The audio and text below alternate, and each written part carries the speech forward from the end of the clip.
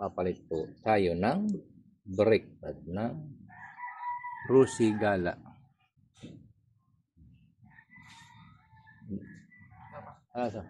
Ito po ay may dalawang tornilyo dito. Hoy, ano ba? Yan po yung nakasabat dito.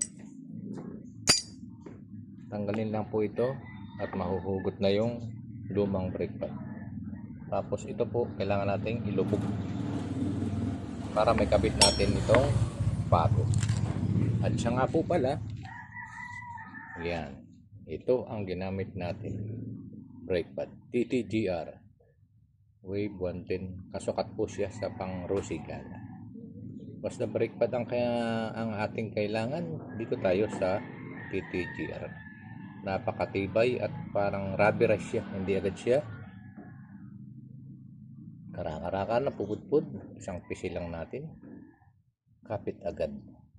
Kaya pag brake pad, TTGR na.